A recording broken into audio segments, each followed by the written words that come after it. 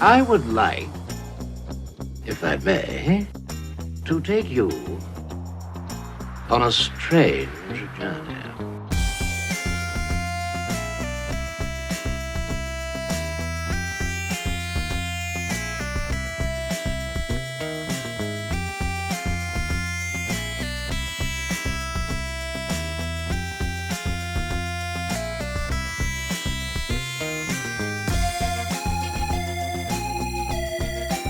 Greetings, everyone. Welcome to the Cultworthy.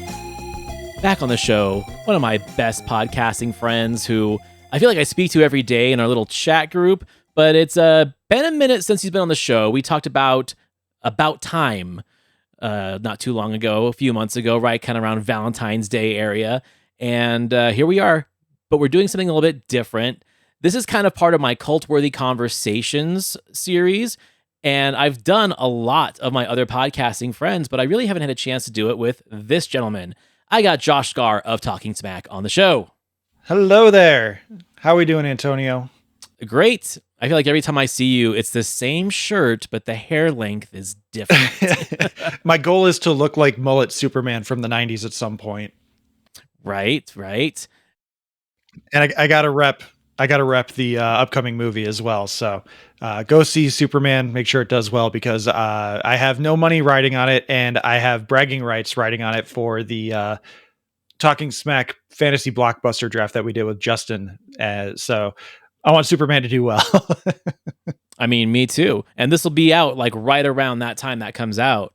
I just was on a show, my friends at Shoot the Flick podcast, they had me do Superman 2 with them, which I hadn't seen Superman 2 in a long time, but I've always said it was my favorite Superman sequel.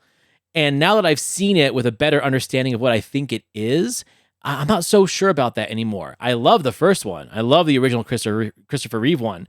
But the consensus that I came up with Superman 2 is the fact that he gives up all of his powers for Lois, right? I think Superman 2 is a metaphor for the fact that Superman can't nut unless he's mortal.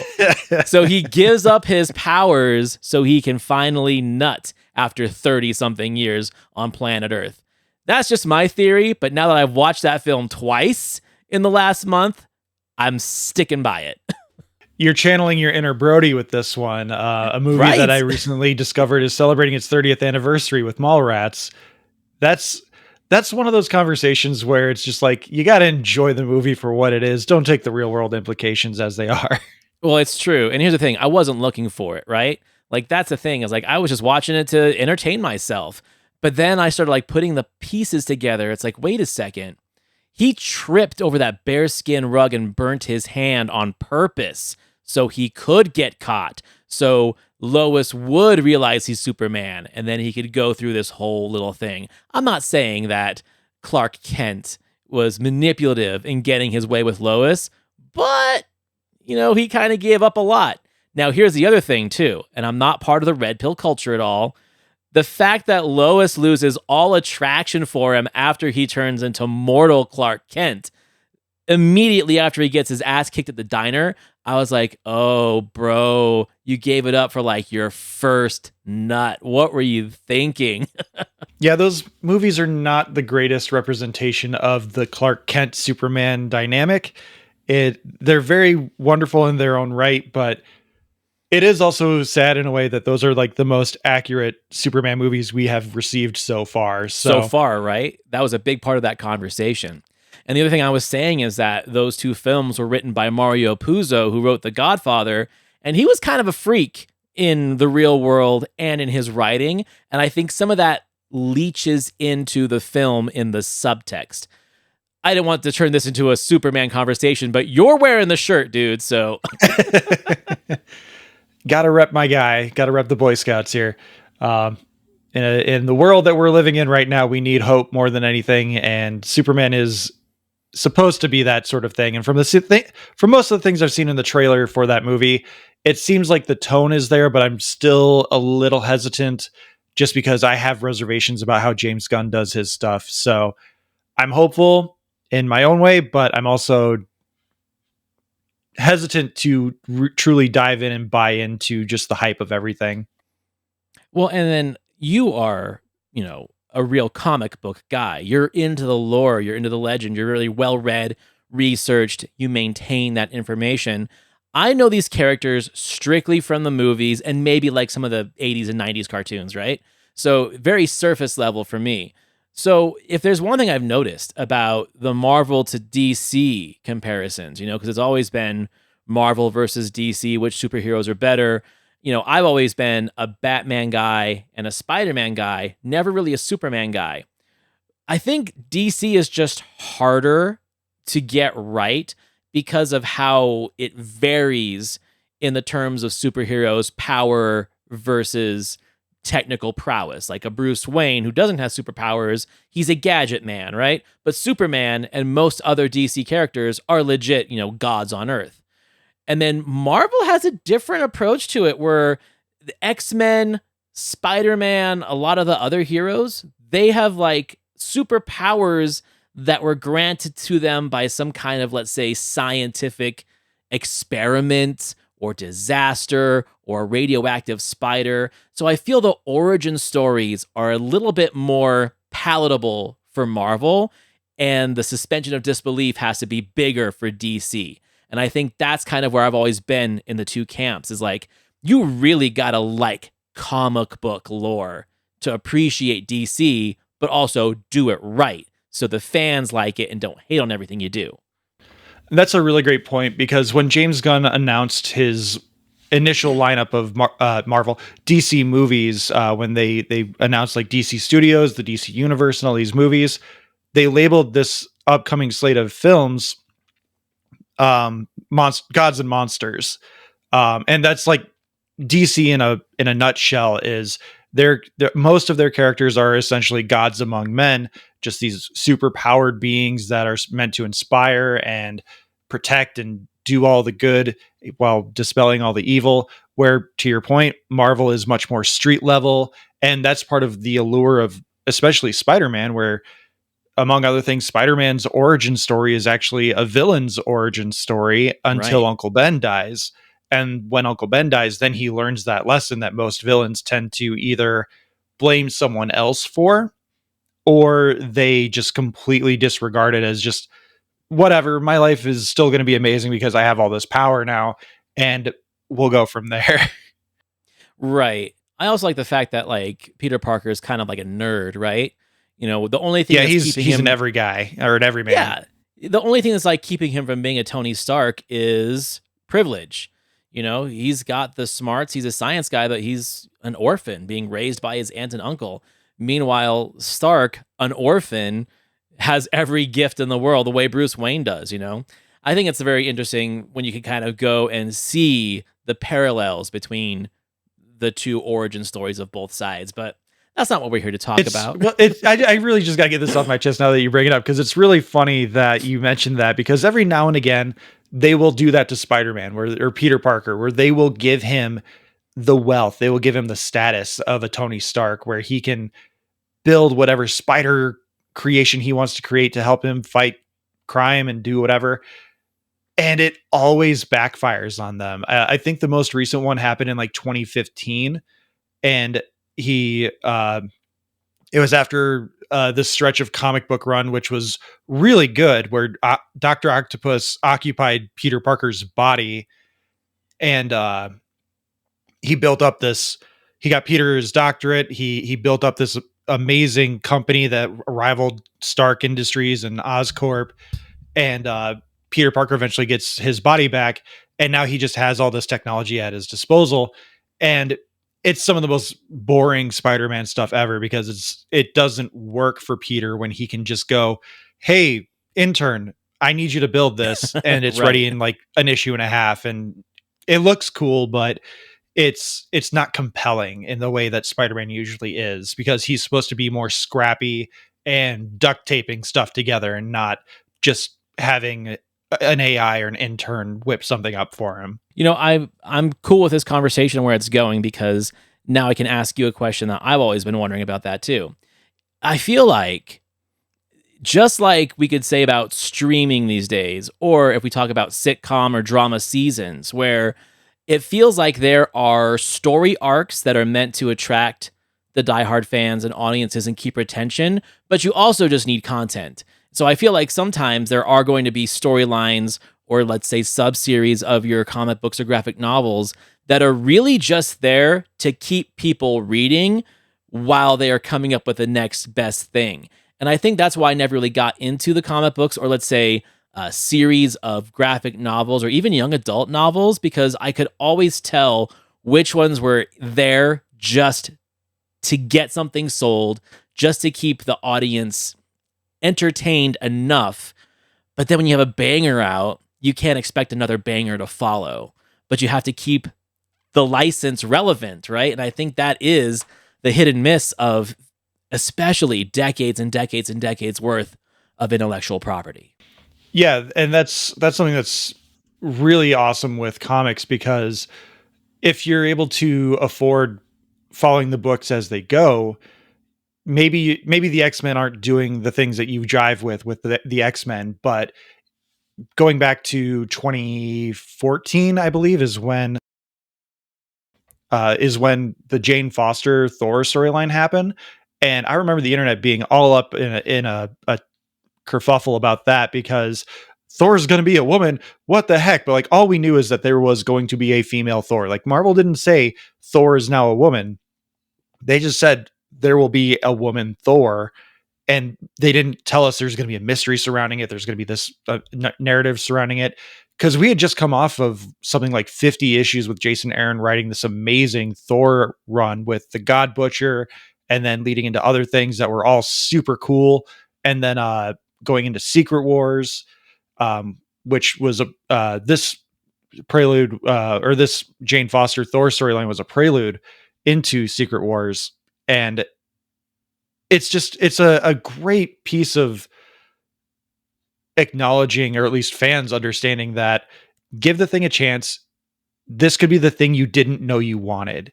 And Marvel was so fast to try and adapt this into a movie that they made probably their worst movie in the MCU and butchered two amazing storylines in the process between the God Butcher and Jane Foster as Thor. So I really, if there's one take I have on the MCU, they missed a trick by not properly adapting the Jane Foster Thor story and using her primary villain, which is the Minotaur, Dario Agger, who is basically Patrick Bateman. And they had cast Christian Bale in that movie. So when they announced Christian Bale and Jane Foster, Natalie Portman was coming back for the role, I was like, yes, do it, because you have Taika Waititi, who can take Patrick Bateman and put him to test and do all this stuff. And you have Natalie Portman returning, and there's like pictures of her. She's all jacked. And like, this looks like it could be really cool. And then they're like, oh no, he's Gore the God Butcher. And I'm like, oh no. Gore is not something Taika Waititi can do. Like, the man is he's an auteur in his own right, but he can't do Gore. And boy, did I got exactly what I expected out of that movie, which was just a jumbled mess. Well, it's fun to hear you guys talk about it in our little, WhatsApp chat group, because I feel like I get a preview of what your review is going to be before the movie even comes out. And most of the time, your guys are right. Like, you don't like it because you knew what it wasn't going to be. And if you're pleasantly surprised, that's a bonus, right? But yeah, you always want to be pleasantly surprised, either just by, okay, this wasn't what I was expecting, but at least it's something that's still good. Or on the other side of it, like I said, give us the thing we didn't know we wanted. Because that Jane Foster Thor run, I think that lasted like 50 some issues too, which again, that's one issue a month that would be just under 5 years for a story being told. Like, that's incredible stuff. And to just essentially blow your load on that storyline because you were trying to make a quick buck and bring Natalie Portman back for a gimmick that could have been something super spectacular. It's just really frustrating as a fan to see something like that, which this is me going on like a 3-year-old tangent at this point, because that movie came out in 2022, I believe. Right. Well, it's fresh for me because I never saw it. So, but But I mean, okay, so this is a good segue into our conversation. Wanting things to be good and knowing what you like and having the time to like really kind of sit and salivate over it. And so our cult-worthy conversation, what we're going to do is we are going to go over the years that we've been alive since the year that we were born, and year by year go back and forth of our favorite films that came out of that year. Now, us both being in our 40s, we're not going to do them all tonight. We don't need to talk about 80 movies. You're jumping the gun. I have like 3 weeks left in my 30s. So yeah, but by the time this episode airs. But at the time of recording, I am still not in my 4th decade. Yeah, okay. Well, we've got plenty of time to hit that part. Let me live in my denial for a little longer. It's a tiny bit longer. I knew you were right behind me because I just hit 44, Dro. And I'm like, oh, it's coming up for Josh. Yeah. Anyway, so I was born in the year 1981. You were born in the year, what, 85? 85. 85, the year of the DeLorean.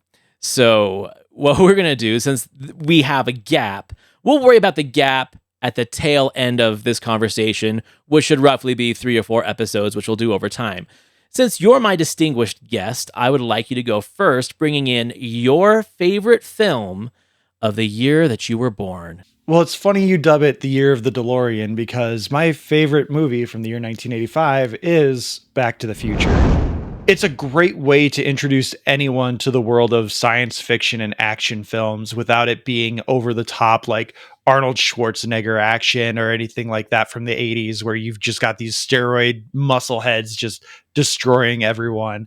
You've got Marty McFly, who is just like the most average person ever, gets thrown into this time travel shenanigans where his mom is hitting on him and falling in love with him instead of falling in love with his dad through the story that he's been told his entire life. And you have Christopher Lloyd as Doc Brown, just this amazing, eccentric, mad scientist. This movie literally has everything. You've got a John Williams score. You've got science fiction, time travel, a little bit of romance, but it's also like harrowing in its own way because Marty's fading from existence.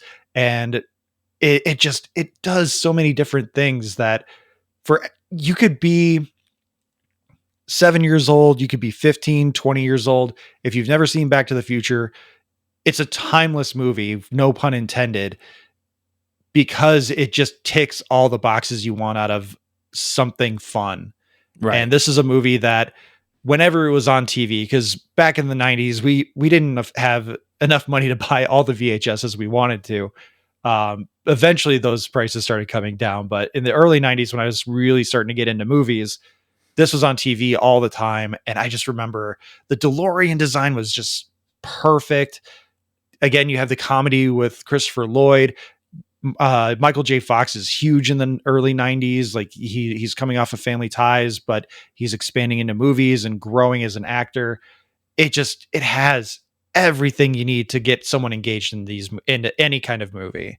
And so there's no other movie in 1985 that I could say is my favorite than Back to the Future. And it's a great choice. It is one of my earliest theater memories. I saw it as a kid in the theater, and I have much better memories of seeing that than I did Return of the Jedi, because I was like 3 when I saw Return of the Jedi. I remember like the Vader mask getting pulled off, and it's the old white man, and it scared the hell out of me when I was a kid. I remember the Ewoks and stuff like that, but I remember pretty much everything of my theatrical experience of Back to the Future, and it is a great movie. So I've got it pulled up in IMDb by popularity, and of popularity of 1985, and the way I looked it up is this is by the amount of hits on IMDb, not necessarily scores and ratings, the amount of hits that these movies get on IMDb. Okay. Back to the Future. They don't do hit counters too often anymore. I know. I was trying like, what is this metric? Because like the reviews are different, the ratings are different. It is based off of interactions with this movie on IMDb is what this is based off of. It's number 2. Can you guess what number 1 is from 1985? 85. I was surprised, honestly. Nah, I really could not say. The 80s are a weird gap in my knowledge just because I was so young back then. Right. So it's the Goonies at number 1. Ooh, that makes sense. 2 Spielberg Yeah. properties, more or less. 2 Spielberg properties, absolutely. I mean, he kind of owned the 80s, either as a director or as a producer. But yeah, I think it's a great pick. I love it. I like Back to the Future more than the Goonies, that's for sure. Goonies, I agree. love. Nowhere on my list. Same. I think Goonies is a lot of fun, but it is much more. It's the Three Ninjas. Like, Three Ninjas came out in like 93. That's you have Three Ninjas and you have Jurassic Park. More people are going to flock to Jurassic Park than they are Three Ninjas. Like, there's a very niche audience for Goonies, just like there would be for like Three Ninjas or Rookie of the Year, like where those are just more kid focused, where Back to the Future, Jurassic Park, and all these other classics are more all ages encompassing. So just really fast, like my metric of how I decide what my favorite movie is, and you and I have talked about this on your show and my show, just because something's my favorite doesn't mean it's the best. I'm by no means saying it's the best film of this year. It's simply saying it's my favorite, and the weight behind my favorite is rewatchability. I will always use rewatchability as my like basis point for how I judge a movie of whether it's my favorite or not. Am I going to watch this more than another movie that came out this year? Is it on my shelf? If it's on TV, will I just sit and watch it? So that being said, now you know where I'm coming from. 1981, my favorite movie of the year is The Road Warrior. 100%. And it took me a second because I was thinking, like, what did I watch on TV that came out in that year? So Raiders of the Lost Ark is number 1. Thief, number 3. Saturday the 14th, number 5. Like, a lot of weird artsy films in 1981 because we haven't hit 1984, which is the birth of the blockbuster year. You know, 1984 is the one that kind of started making these summertime movies the big thing. So when you look at the years leading up to that, it's a mixed bag. On the IMDb list, it's number 20. But for me, it's number 1. What I love about Road Warrior, it's kind of like what Sam Raimi did with Evil Dead 2, right? Is, hey, I made a pretty solid first film, but I had no money. And it was a cult favorite. What would that film be like if I was to kind of like retool it with a budget and more marketing and more production value? And that's what Road Warrior is. And it's not the first post-apocalyptic in the barren desert movie of its kind. There were others, but it's the one that whenever we speak about the post-apocalyptic wasteland, the first place we go to is Road Warrior. If you think about intellectual properties these days, like Fallout, the Furiosa movie which came out, which is like a prequel, sequel kind of thing, it all owes its wasteland aesthetic to the George Miller Road Warrior film. I mean, I think there's a bunch of us now are thinking like, okay, when the wasteland comes, whatever's happening in the world right now, am I going to be the motorbike gang, or am I going to be the guy wearing like pelts defending himself with a slingshot, right? Like, that's where my mind's been at lately. It's great that you bring up our Furiosa because we had that episode where we talked about it. And right. I'm pretty sure I blew everyone's mind that listened to that episode, because that was the first Mad Max thing I had ever watched. Right. And it was not exactly what I was expecting, but it was still something that I enjoyed, even though it was not entirely what I thought it would be, especially with the hype surrounding Fury Road, which I have watched Fury Road since. It didn't really stick with me, but I also was only like half paying attention to it because I was watching it while I was also working. Yeah. And so it's something that I owe a proper sit down and view to. But the Road Warrior, is that the one with the guy that has like the Jason style hockey mask and the football pads? The Lord Humongous has got like the hockey mask. But I think the coolest part about that movie, which kind of lives through the lore, is that the feral child with the boomerang is supposedly the Tom Hardy Max in the future, right? Like, that's the connection that people are trying to make, is like, Max is essentially a name that will just go on through the wasteland, which whoever decides to pick up the moniker, like a Zorro, right? Like, whoever is taking the mask and the moniker will carry it on. So yeah, but it's just it's so influential, not just to the rest of the movies in that series, but how many post-apocalyptic movies tried to copy its formula. So yeah, that's my number 1. All right, so let's go to next on your list. That'd be the year 1986. 86 for me, there's really only one choice. It's Aliens. This is one of the first R-rated movies I ever saw. I remember my mom was very much against me watching R-rated content, even though I don't know. I don't remember if my dad was like just sneaking me away and being like, "Let's go watch RoboCop. Let's go do this." Um, but Aliens was one where like my cousin was really into it. And this was that time in the late 80s, early 90s where toy companies, especially Kenner, because they were trying to find a new revenue stream because Star Wars toy sales were starting to stagnate. They were trying to find new action figures to create, and they started making Aliens action figures in the early 90s, I believe. And that was around the time that Aliens came out on VHS for the first time as well. So my cousin was all into it. He had a bunch of the toys. He had the Queen Alien, he had the Power Loader, and he showed me like the very end of the movie where Ripley comes out in the Power Loader and get away from her, you bitch. Like, oh, so cool. No matter like, this is something I'm not supposed to be watching, and so like it's all the cooler for it. And just the design of the Queen Alien, and me having no idea that this is tied to like a 1970s horror movie, which that movie is amazing in its own right. But Aliens just is another one of those movies that it ticks a lot of boxes because it's high action, it's intense because you have some like minor horror elements to it, but you've got the badass Marines, you got the sci-fi future space stuff happening. It just it's a beautiful movie, which as you get older, you learn about how it's James Cameron's reflection on the Vietnam War and how it was such a clusterfuck of things because of how the Marines and the soldiers were not treated as human beings, but cannon fodder. And that's exactly what happens in this movie, where it's get the species at all costs, get the alien at all costs, regardless of life, and Crew expendable, right? Yeah, exactly. And the fact that there's like a time jump for Ripley, after she has been in cryogenic sleep for however long, I think it's like 30 or 40 years. 57 years. I remember that number. And so like there's a lot of stuff that as a kid you're not connecting the dots. It's just weird, boring talking stuff that people are talking about. But once you get to the flamethrowers and the aliens and saving the kid from the Queen, it's just balls to the wall action nonsense, and it's just fantastic. And then again, as an adult, you kind of come to appreciate the allegory that it's trying to tell, as well as just the off the chain action that James Cameron brings to this piece.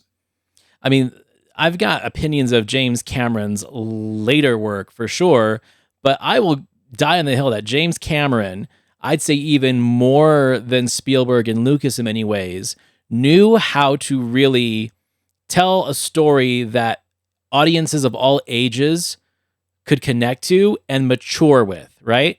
I feel some kids grow out of Star Wars. And I feel like some kids grow out of like the fantastical Indiana Jones kind of stuff, right? It's always fun, but they don't mature with the movie. And when I go back and I look at Terminator and Aliens and even like things like True Lies in the Abyss, there is something entertaining for all ages. I mean, Terminator 2 was marketed to kids. I was 11 years old when that movie came out. That's another one where they were just throwing action figures and toys at kids. There was ads for it in between Scooby-Doo commercial breaks, right? Growing up.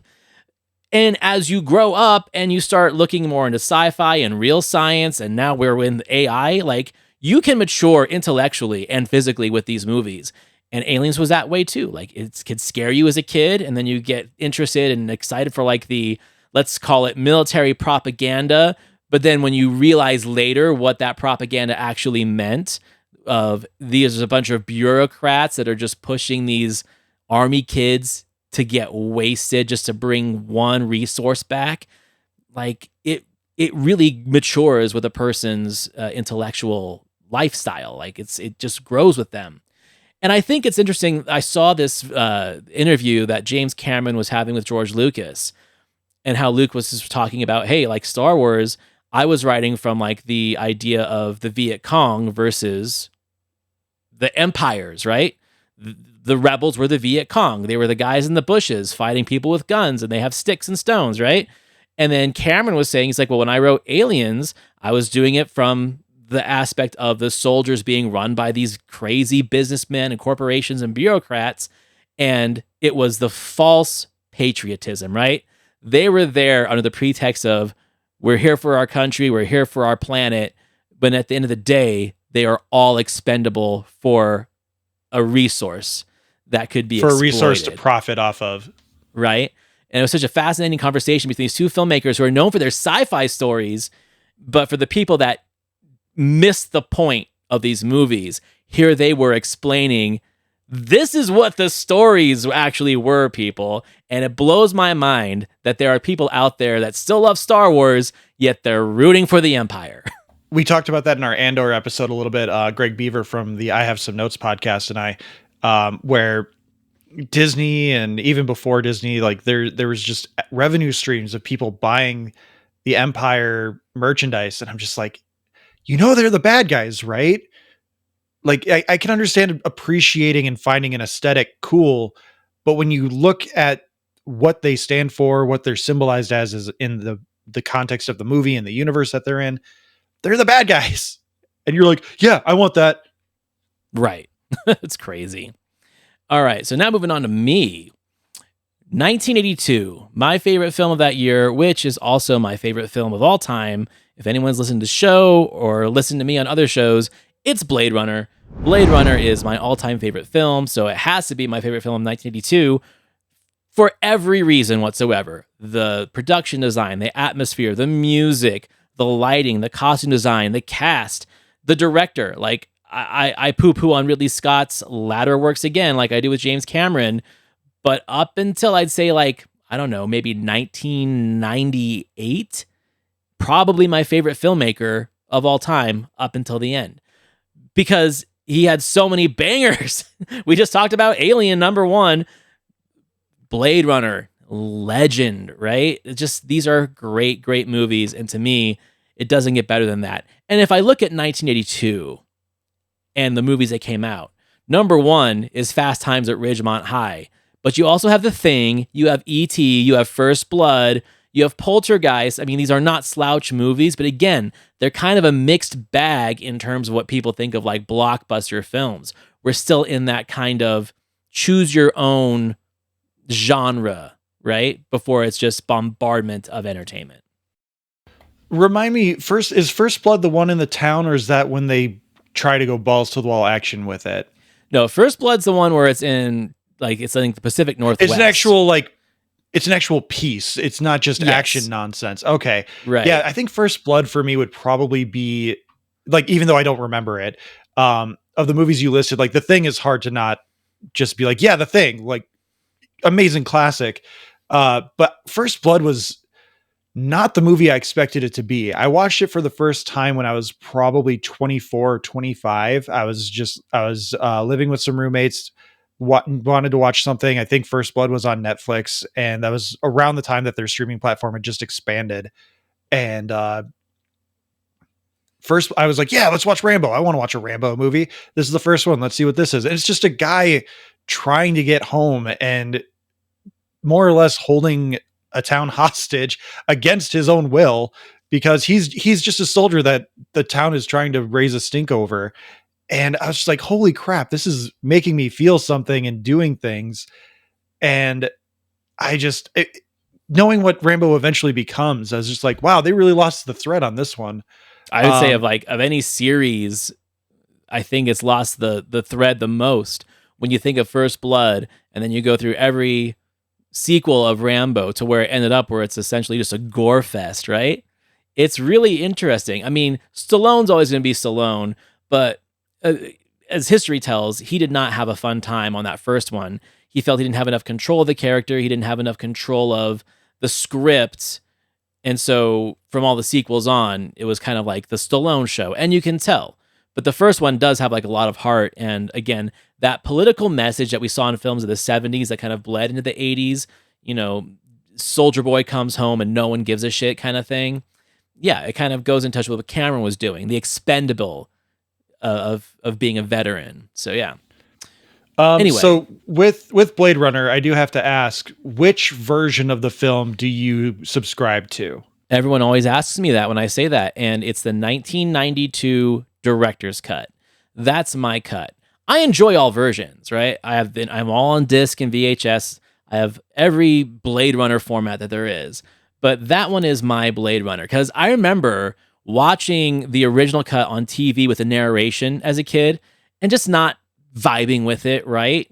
But then the atmospheric experience of the letterboxed 1992 edition with no narration, especially if you're watching it in the dark on like a bigger screen with no one else in the room that's going to ask you what the hell's going on. It's a movie I think is best enjoyed solo because you don't have to explain shit to anybody, but you can explain it later. To me, it's like people who go to like Laser Floyd shows. You just want to experience it, right? Let it absorb into you.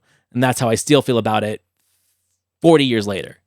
Blade Runner is another one that I came to later because it was just one of those movies that I knew about, but I'd never seen it because it was a movie that I think like my dad just never really vibed with. So he just never bought it on VHS and never did anything with it. Like he loved Harrison Ford, but he didn't like a lot of those kind of deeper thinking movies. He just preferred the more or less propaganda style ones. Right. Air Force One, Clear and Present Danger, all those sort of Harrison Ford movies. Oh, your dad had all the World War II books too, I bet, right? Oh yeah. He loved the World War II planes. But most of my exposure to a lot of these 80s films are because they were things that he enjoyed, or maybe he didn't quite get. Because again, he really showed me RoboCop a lot. And I was looking back at it, I was just like, man, when Murphy gets just completely destroyed with those guns, and I'm just sitting there as a kid, like, he's going to become RoboCop. Like, that's how I was. Again, I saw that in the theater too. But cool. like, I'm so curious to know if my dad understood the satire associated with RoboCop and RoboCop 2. Whereas as a kid, I was just watching those movies as just straight action fodder. So it's with Blade Runner, it's one of those movies that I'm glad I watched as I was older, because I think if I watched it when I was younger, I would not have appreciated it as much because I was still looking for all this bombastic action, and I could not appreciate the intrigue of what the movie is trying to say and do with all of its symbolism and the storytelling mechanics that they use. I can't remember which version I saw. I know it was sometime in like 2009, so it's probably it could have been the final cut. That was the last one released. Yeah. Well, I think what's interesting too about Blade Runner is like, yes, it is a film that is mostly about identity, but also speaks to things like the planet, the ecosystem, things like that, how climate change and acid rain can affect the future. I think 2049 did a really great job at making all of those messages that are kind of ambiguous in the first one more accessible for mainstream audiences. So I loved what they did with the sequel, even though I don't think it's as good as a film. I think it did exactly what it needed to do to make people interested in the Blade Runner universe and understand what kind of environment they were creating, what kind of story they were creating, and what kind of world. It's good at world building. So that's where I'm at with Blade Runner. Yeah, it's a great piece of world building stuff, and it's a Ridley Scott masterclass in world building, among other things. And that was something he really excelled at early on in his career. 100%. All right, so we're on to 1987 for you, my friend. So I don't have a lot to say about this one. Looking at the year 1987, there weren't a lot of movies that I really connected with. But there is one that I remember my family, again, sticking to the not appropriate for children, but bombastic as all hell stuff. Lethal Weapon, a movie that I didn't even know Richard Donner had directed it until I was probably, again, early 20s. I was like, really? The guy that did Superman is the guy who directed Lethal Weapon movies? No way. Yeah. And it's a lot of fun. It's a classic cop movie where you've got the grouchy police captain, you've got the reluctant partners, and there is a heart and sincerity to it as well. There's just a lot of stuff there's a lot of stuff to really enjoy in the movie.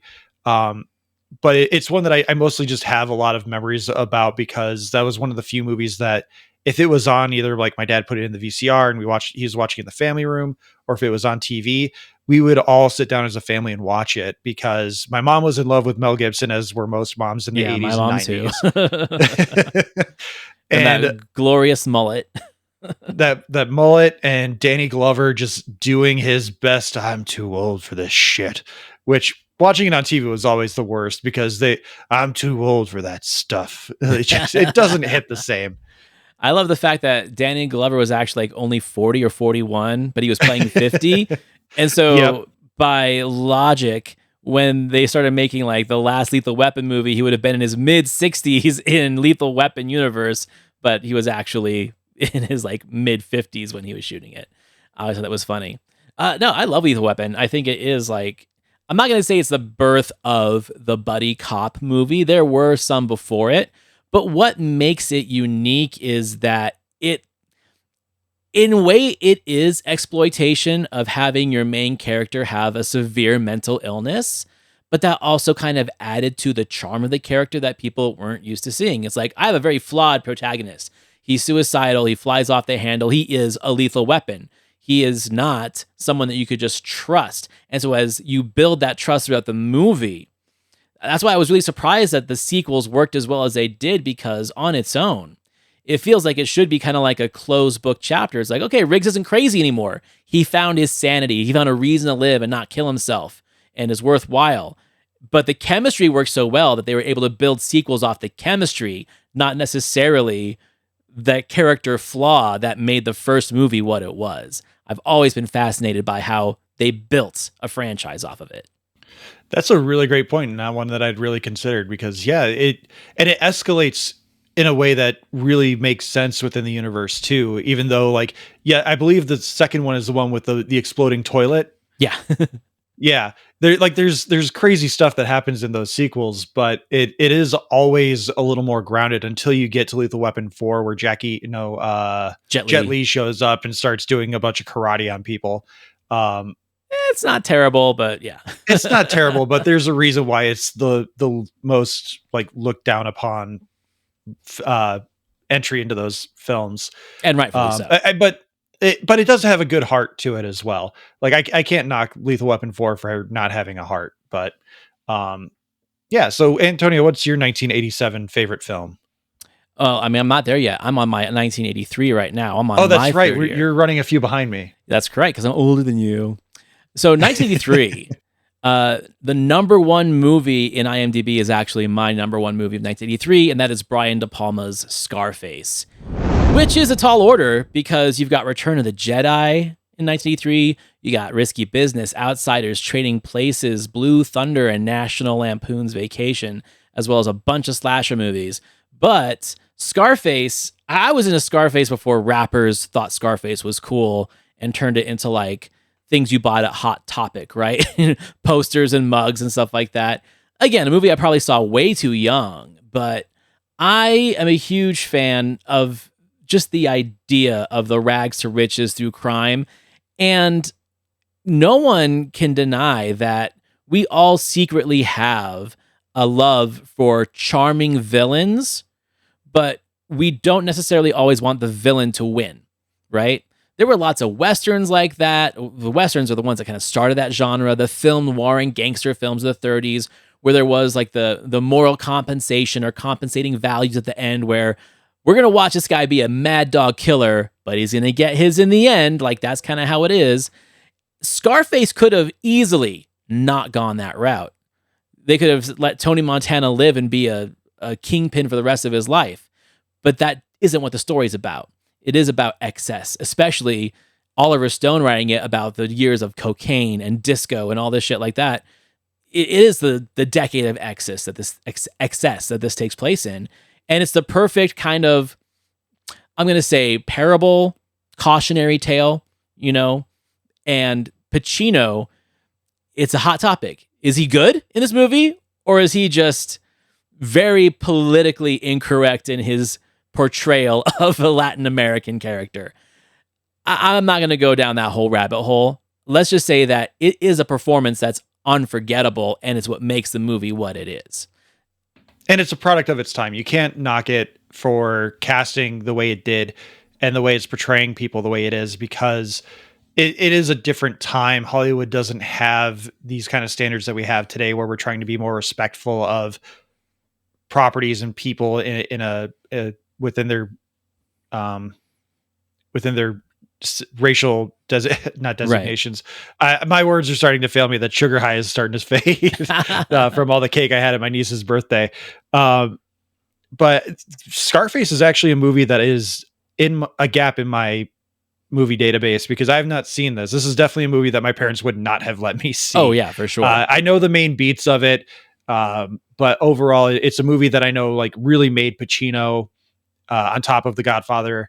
But it's just a movie that I agree. Like it's one that's hard now to really kind of just vibe into, because it is so co-opted into a certain group of people. Correct. And I'm not trying to say like, oh, rappers ruined this movie or anything like that. I'm not. It's more just the people that like almost make this movie their identity, where they kind of embrace Tony Montana for the wrong reasons. Oh, 100%. Yeah. They completely missed the point of the movie. Like we were talking about earlier with like people getting the Empire tattoos and stuff like that on their arms. Well, dude, it was like around the same time, rappers were obsessed with Donald Trump. Like there was something about like this guy lives in a gold apartment, right? It is kind of what makes characters like this attractive to certain people, where it's like, wow, this guy lives in a golden tower, right? We don't know everything behind what the golden tower is. We do now, but at the time, you're just looking at this person as almost like a cartoon figure that you're like, that's pretty cool. This guy's not even human. It's a whole other thing. And I feel Tony Montana is a representation of that, you know. And the fact too, like, this is an interesting thing. This is not lore, but I did read somewhere that the reason why there are so many Caucasian actors playing Cubans and stuff like that is because they were afraid that if they cast a really good actual Latino, Cuban, American, or Latin American actor, then they would have to find more. And at the time, they just really didn't have that talent pool, you know? Raul Julia was mentioned. And Raul Julia is such an amazing actor, but what are you going to find more Latin American actors that can work with that? It's easier, in their opinion, just to kind of whitewash the cast and then have them brown skin it up. And true, there are some really good performances and there's some really problematic ones. I think if we just kind of look all past that, you know, it's hard to say that because that's not who I am as a person. But as a film, it just works. And like you said, it's a product of its time. And it is one of those examples where I give it a pass because it's a part of my life. You know, I grew up with this movie. All right, so let's go on to the next one of yours. We got 1988. So this is a movie that this one I have a lot of fond memories of watching it with my dad. And it's also one of the first movies that I really just was like, oh, movies can be compelling on an emotional and intellectual level, not just bombastic action and comedy. And my movie from 1988 is Rain Man. I have made my thoughts and feelings on Tom Cruise very clear, but in 1988, he was not as problematic. But there is problematic stuff within the film because you do have Dustin Hoffman portraying a man with very severe like autism, and they're doing autism as like a superpower, which is one of Hollywood's favorite tropes. But the story of two brothers coming together after the death of their father, and this one brother like kind of learning that this, what he thought was more or less an imaginary friend, was actually his big brother being there for him. And he just never realized it at the time because he was too young to remember that someone was there. And it's a beautiful performance in its own right from Dustin Hoffman. It's one of the few performances that I really connect with Tom Cruise because he does feel very genuine. It's the Doc Hollywood story of like the jerk, the asshole becomes a good person throughout the story through this experience. And it's just a movie that, it's one of the first times I really sat down with my dad and like talked about a movie in depth and like how I felt about it, how it made me feel, and not just like that explosion was cool. The moment when that guy got his dick shot off, that was funny. It's just a great film in terms of brotherly love, family relationships, and coming to terms with just family drama that can't ever really be resolved because eventually someone's going to die and there's going to be things left unsaid. So Rain Man is just a movie for me that has a spot in my heart because yes, you eventually go on to get all these parodies. You have the dog in Animaniacs just riffing on the Dustin Hoffman thing with the cat Rita. I forget the dog's name, but yeah, Rita it's like, oh, Rita, definitely Rita. We got to sing a song. We got to sing the song. And it's insensitive. It comes across as insensitive now, but like at the time, like everyone had a Rain Man impression. No, I mean, and as a father of an autistic son, I grew up with this movie. I love this movie. I don't think the film is as problematic as what pop culture's representation of that character was after the film came out, right? Because that's the thing, is like the spectrum was a lot lower back in the 80s before we started defining what autism was and how large the spectrum actually is. Like being an autistic savant is a thing. Now, Hollywood does like to focus on the savant part of autism because it looks better, it sounds better, it's more accessible. If you portray autism as a superpower, which you and I have both discussed, we're not fans of, but there's a reason why they do it. Because if you are going to have a neurotypical person play an autistic individual, I would much rather have them play a savant like this than to not use the parlance or the word, but let's just say Robert Downey Jr.'s monologue in Tropic Thunder about the different representations of actors of these people and why the one that Ben Stiller is so offensive. It's a crude monologue, but it tells the point 100% correct, where it's like there is a respect to the condition in these portrayals, and it's not the portrayal that I find offensive. It's the way that pop culture riffs off the portrayal that I find offensive. That's fair. That's a really great point. But I think it's a great pick, and it's a great movie. And the chemistry between the two of them, I would never believe that they were brothers in real life, but they really make it work in the film. So, Antonio, what's next for you? Next for me, I got 1984. And 84 is a big year, man. We've got Karate Kid, Ghostbusters, Terminator, Indiana Jones, Temple of Doom, Neverending Story, so many films. I kind of cheated on this one. I have two, right? So the only reason why I'm cheating, number one would be Talking Heads, Stop Making Sense.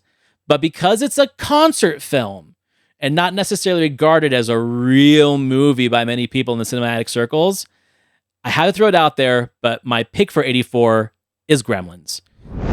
To me, Gremlins is just the best horror fantasy comedy movie of the 80s, hands down, because it's irreverent. It is an homage to all the old sci-fi movies from the 50s, but with the sensibilities of horror and slasher, let's say alien biomorphic characters. It really painted a huge picture that we hadn't seen of what a family-friendly horror film could be.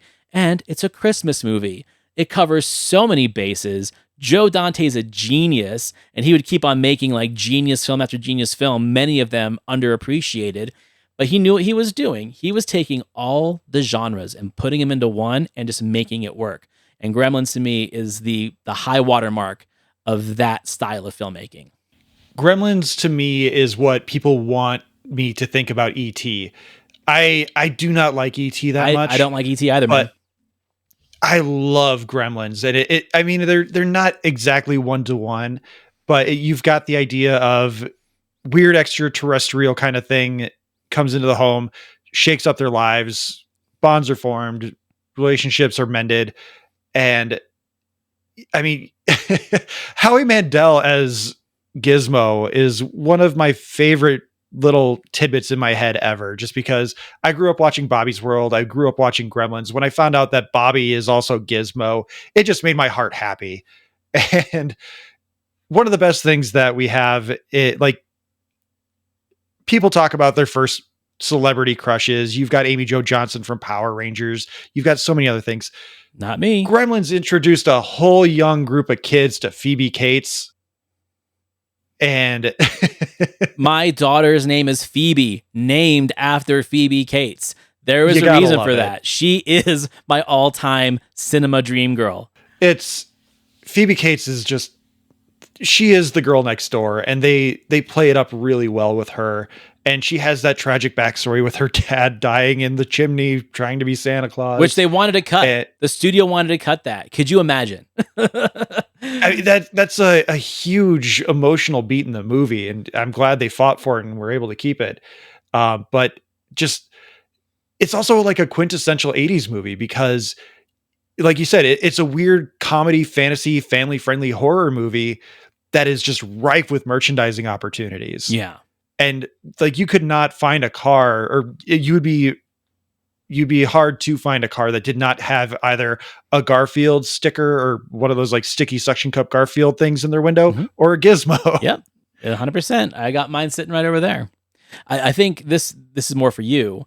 A cool thing about this movie too is that a who's who of voice actors are in the credits of this movie as voices of Mogwai and Gremlins. Frank Welker, Howie Mandel, Mark Dodson, Of course, Frank Welker, Peter Cullen, Michael Winslow, and Bob Bergen. These guys are all guys that we've heard on Saturday morning cartoons, Disney cartoons, Warner Brothers cartoons our entire lives, and they're all voices of these Mogwais and Gremlins. I mean, they were not messing around. Fred Newman. You remember Fred Newman? No, I can't say I do. Fred Newman was the guy with the white hair that used to be on the Disney Channel that was one of the hosts of the Mickey Mouse Club for a while. And he would make all the crazy noises he was like the white Michael Winslow. Like all these dudes were in the voice cast. So yeah, another cool little Frank Welker and Peter Cullen, like that's not surprising. Like if there was voice acting needed in the 80s, that was their trademark. I recently just started getting my youngest to watch the New Adventures of Winnie the Pooh, the Saturday morning cartoon Winnie the Pooh that they did from the 80s into the early 90s. And Peter Cullen is my Eeyore. I know that's the one I grew up with, so that's where my nostalgia is. But hearing all the different Eeyores, like Peter Cullen just hits Eeyore perfectly. Like they've brought Brad Garrett in to do the voice for Eeyore for a few different things, but Peter Cullen's Eeyore is Optimus Prime without the reverb. It really is. But he has a heart to him too, and like you can hear that like subtle joy in his voice and everything. And God, I love Peter Cullen. I hate that he's in his mid or late 80s at this point. I know, it's only a matter of time. Let's not talk about it. Moving on. All right, so your next year, man. 1989, we have Indiana Jones and the Last Crusade, continuing my love of bombastic action, but I'm getting a little bit older as I've found this movie. I think I've watched this movie for the first time in its entirety when I was like 13 in 1998. And I just remember connecting with so many different things and like finally understanding some of the jokes. Cause this was a movie that was always on TV as well. I remember my dad watching it every time it was on TV, watching the young Indiana Jones sequence, transitioning into the modern day stuff on the boat. And then like getting into the whole, like, I don't like fast women and all that stuff with Ilsa. And then finding out that Ilsa also seduced Indy's dad and all these other things. Like this is one of the first movies where I really started connecting the dots that like, oh, they sneak adult stuff into these movies. 100%. And it's, again, me being the daddy's boy that I apparently am, just the story of a father and a son coming together through an adventure just is like the dream of any kid. Think about 1989. In a 30-day period, we got Indiana Jones and the Last Crusade, Ghostbusters 2, and Batman.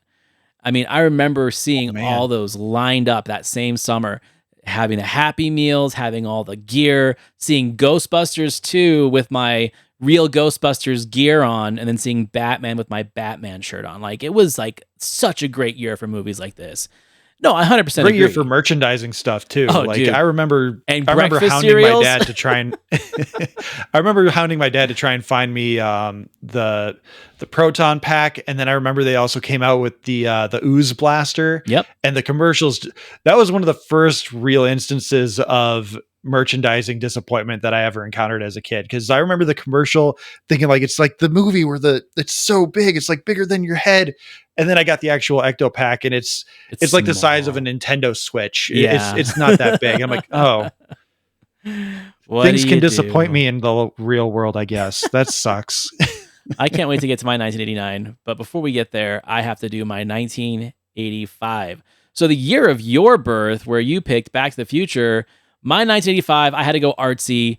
You might not have seen it. I'm doing Martin Scorsese's After Hours. And this is a film that I didn't discover until like my dropout film school years of like the early 2000s when I was going through all of Martin Scorsese's catalog. It is a night gone wrong, on the wrong side of town movie where Griffin Dunn plays this computer programmer who meets a girl played by Rosanna Arquette in a diner, and he takes a chance and flirts with her, and she calls him out to Soho, and he gets stuck in Soho. It's one of those movies. We're going to go to a place we don't know, full of crazy people, and we're stuck there all night, and you can't get home. And at the end of the night, everyone's trying to kill you. A deeper Adventures in Babysitting. Is essentially Adventures in Babysitting R-rated, 100%.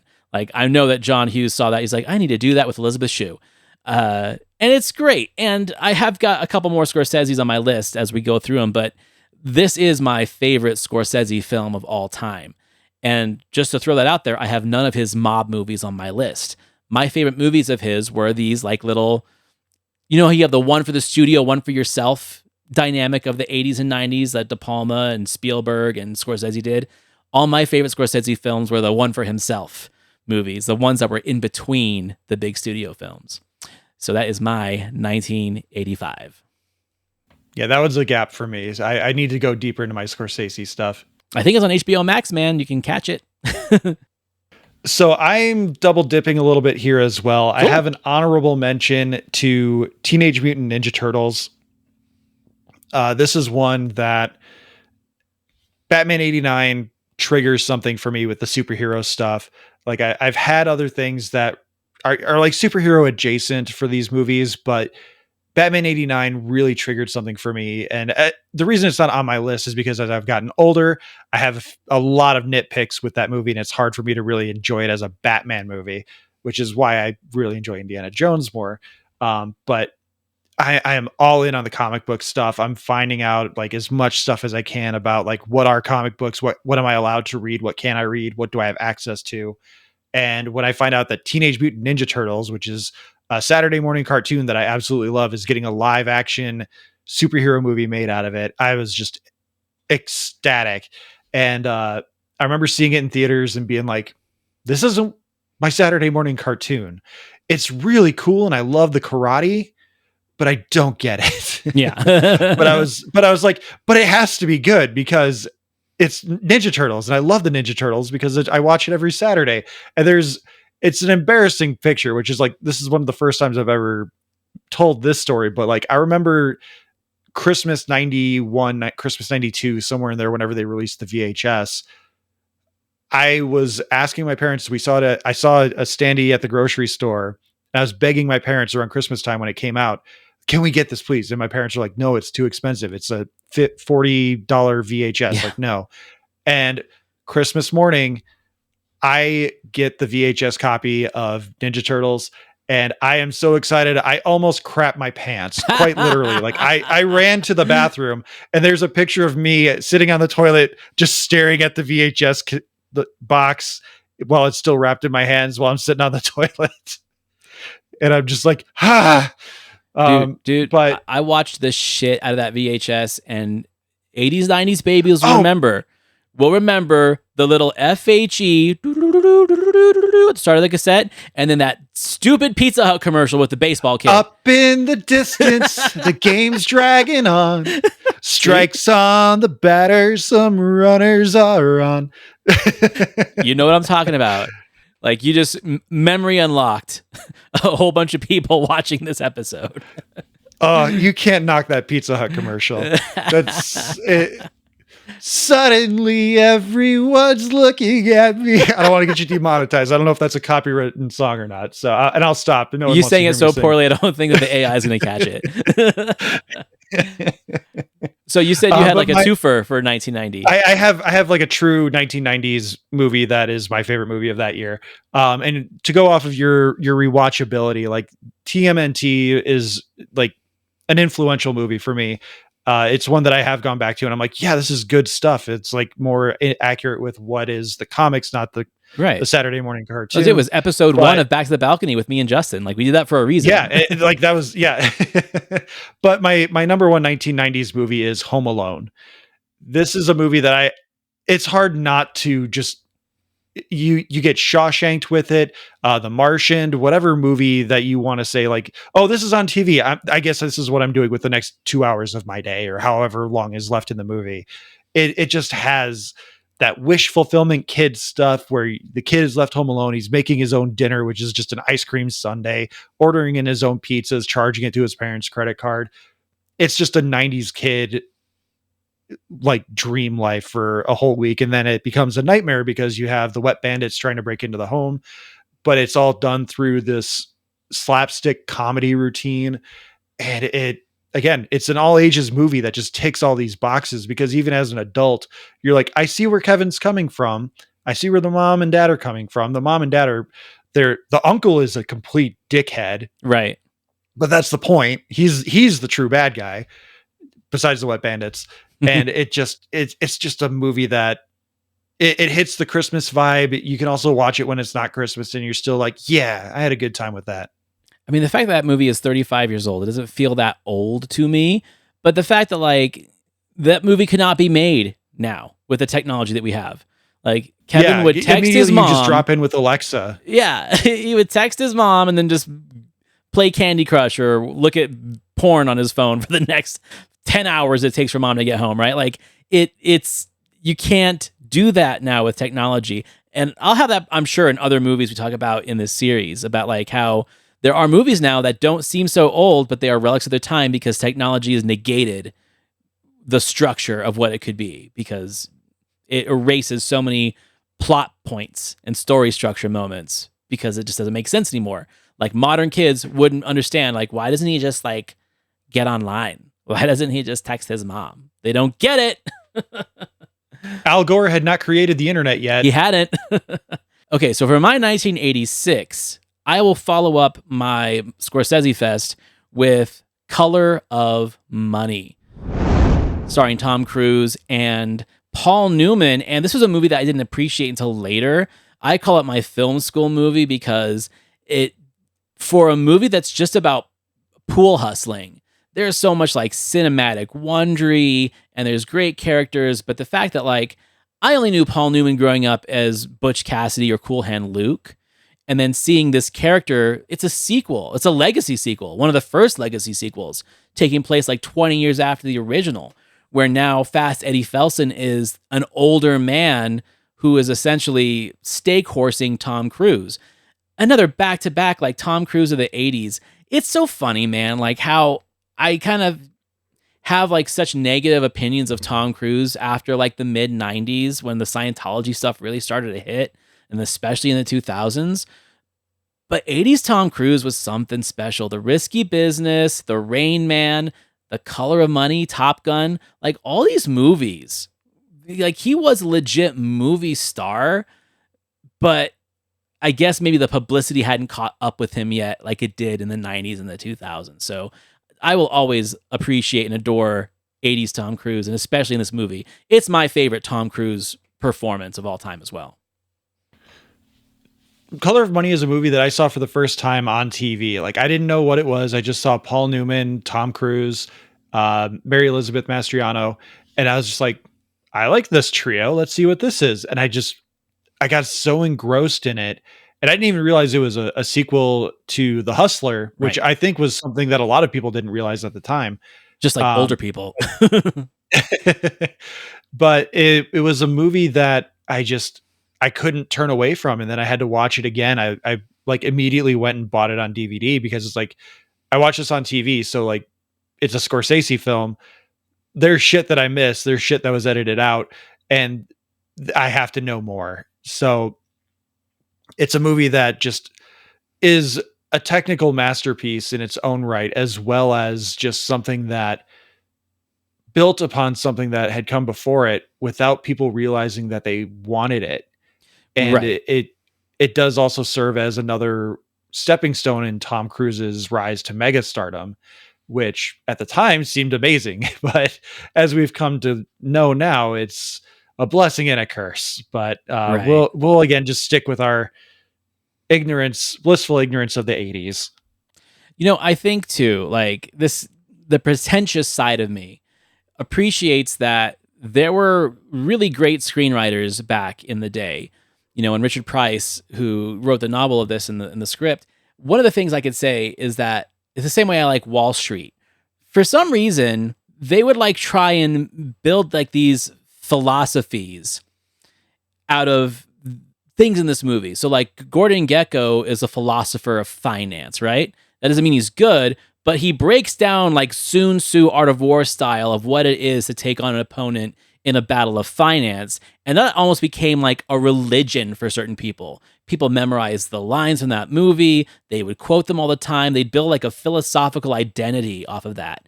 And Color of the Money is the same way. Like Fast Eddie Felson has a philosophy of, money won is sweeter than money earned. Like things like that kind of get into like the mind, especially the male mind.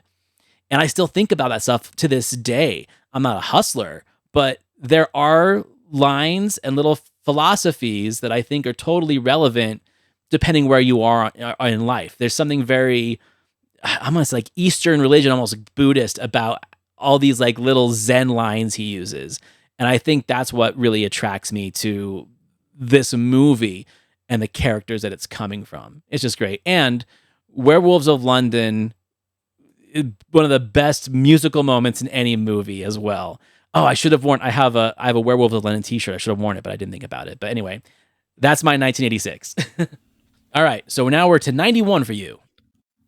1991. This is a movie that, much like Aliens, I was not allowed to see, but this time because my mom, who is uber Catholic, she didn't like the idea of the apocalypse and like nuclear fallout and all this stuff.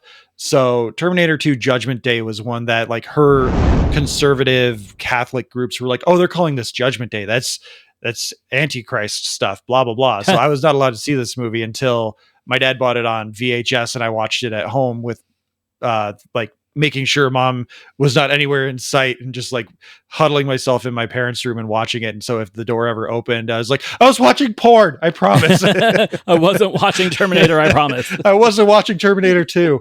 And this is a movie that, while really good and near perfect in its own right, the director's cut or the extended cut that they released in the mid 2000s, I believe, where they add in the scene of Sarah Connor taking out and modifying the T-800's chip, which is an amazing shot too, because they got her twin sister to do it. Her twin sister to stand it in, and they like did a one, like just a shot through a hollowed out mirror frame. It's fantastic. And it fills in so much of the story for the Terminators as well, that the reason they cut it, for time reasons, I'm guessing, because it's an R-rated movie, they need to be able to get people into the seats as quickly as possible and turn over. But this is another one that, again, James Cameron, practically perfect in every way, even without the one scene through the original cut. The scene that they add back in with the mirror and the neural net processor is just icing on the cake for anything. But right. it's just, and you have the turn of the T-800 being the good guy this time, which I think they kept that under wraps through the marketing. So when you learn about the T-1000 and what that is, and that's the thing actually coming to kill John, and you have Sarah's journey into learning to trust the T-800, just beautiful storytelling and fantastic action that is really hard to replicate modernly. Dude, the days before like forums and chat rooms where people were giving away spoilers, like I miss those days. Bring those days back where you could let a studio market a movie like that, and then if you heard about it, it was like 5-6 days later from someone who'd seen the movie like 3 or 4 times. You didn't learn about it 3 months before the movie comes out. 100%. I will give James Cameron credit though, that even though he did do that extended cut, he didn't put in that terrible like epilogue of old Sarah Connor in the future wearing like Star Trek clothes, telling the story about how they survived with the future city in the back. It's terrible. I thought it was a joke. Like, no, they really shot it, but he was smart enough not to put it in even the extended cut. If you don't know what I'm talking about, go check it out. It's a joke. I'll have to look that up because, I haven't heard about that one. It's bad. All right, 1987. So your 1987 was a lot of fun. Dude, I was so split between these two because it was almost a twofer, but I'm like, no, I'm just going to give myself one twofer for this episode, and I used it up.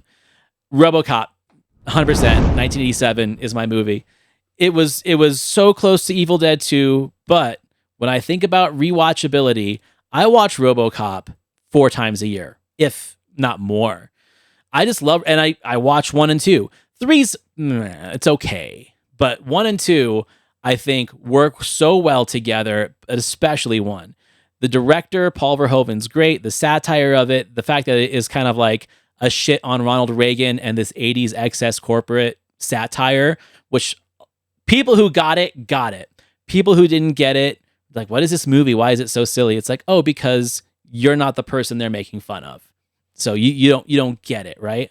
And Verhoeven was great at that. The consumerism, the fake commercials, right? There's so much to this movie. I'd buy that for $1. Right? It is just probably one of the most important, not only action films, but political statements of the 1980s in the guise of an ultra-violent sci-fi movie. It's just great. Yeah, when I remember rewatching RoboCop for the first time in my mid-20s after a really long break from not watching it, because I don't think I had ever bought it on DVD, and I think maybe it was another Netflix watch, or maybe I did find it on DVD, and I was like, yeah, RoboCop, I love this movie. And then I watched it, I was like, oh my God, this is really subtly hilarious. Like, I remember being like traumatized by like the guy who gets melted by the toxic ooze at the end, and then he just becomes mush on the guy's windshield.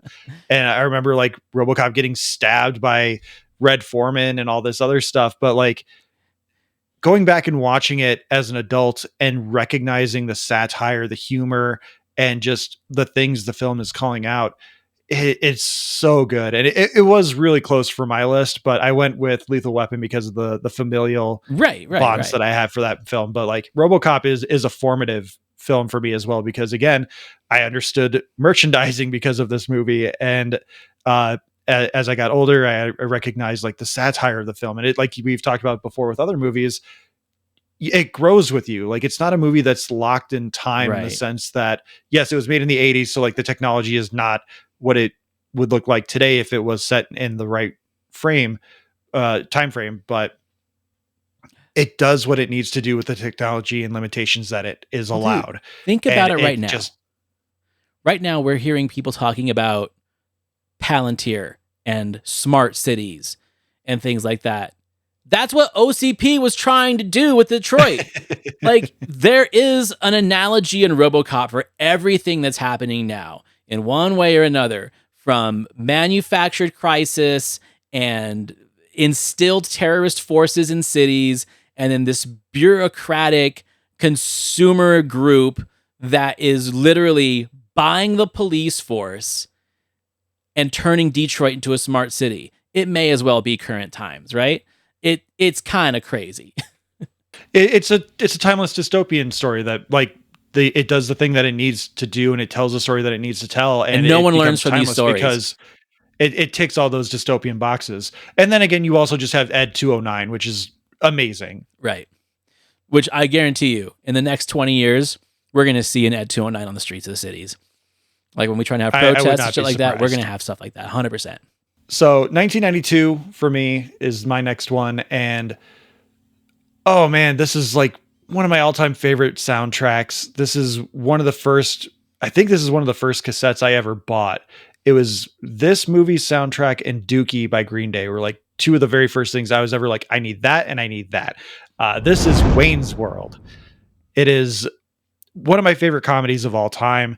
It's set in Chicago, so I have a little bit of a hometown bias towards it because you have Wayne and Garth living in Aurora, which is a 30-minute drive to Chicago, and you just have again, just bombastic nonsense is my bread and butter, and this movie hits all of it. Fourth wall breaking. You've got a lot of different things too, where like until you learn the behind the scenes stuff, where like the Led Zeppelin Stairway to Heaven bit, where they start playing the first few notes, you find out later on down the line that the reason they weren't allowed to do it is because Led Zeppelin wasn't going to give them the rights to the film, or they were like overpricing it. And they just were negotiating like, okay, well, how many notes can we get for this much? How many notes can we get for this much? How far into the song can we get for this? And they're like, we'll give you 3 notes for like $15,000. And they're like, sold. And we have the gag ready to go. Denied. And that's why you, and it just, then you have Tia Carrere as the lead.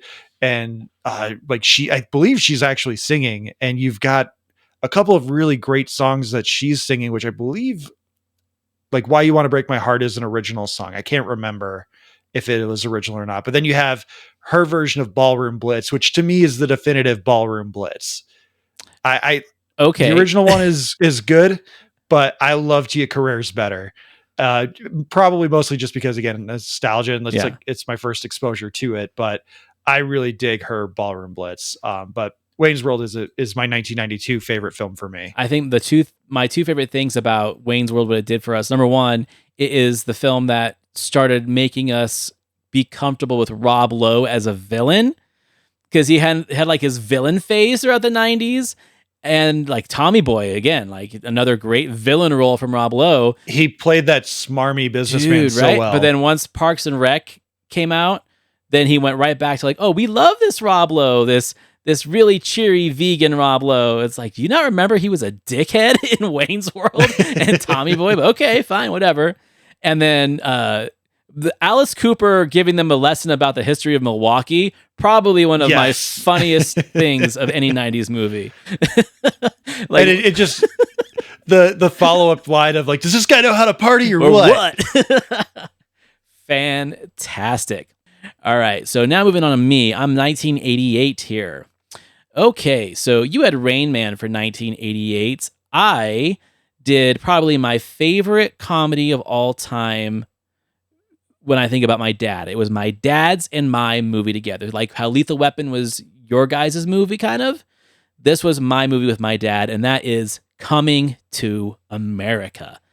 It was not only a Christmas favorite between the two of us, but we'd watch it anytime. Like if it was just Dad and I hanging out, Coming to America is going in the DVD player. It was just that movie for us.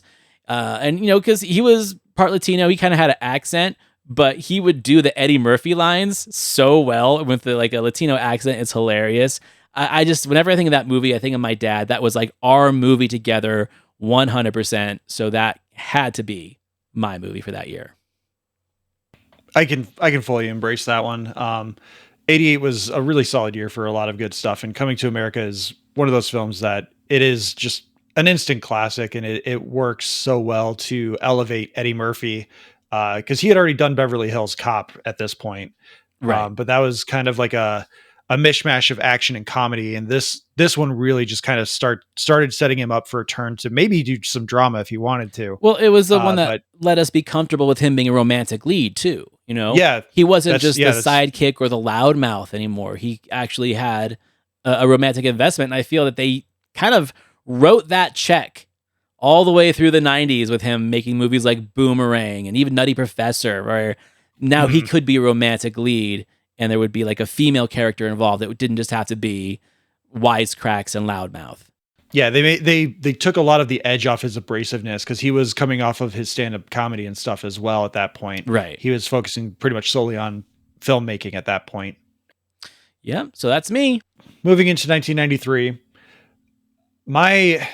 this is like the movie that made me like truly fall in love with movies, because for the longest time I was invested in TV, music, sports, all this other stuff.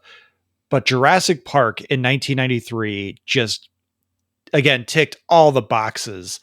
And you have dinosaurs, you have this, at the time, photorealistic CGI. I was literally building this computer chair for Father's Day like a week ago, and I watched Jurassic Park in the background while I was building it, because it has become like my comfort movie. It's a movie that I could quote as I go through it and just embrace everything. Like, I remember the first time I saw this movie, I saw it with my cousin, who also introduced me to Aliens and Terminator 2 and all these other R-rated action movies that my mom wouldn't let me see.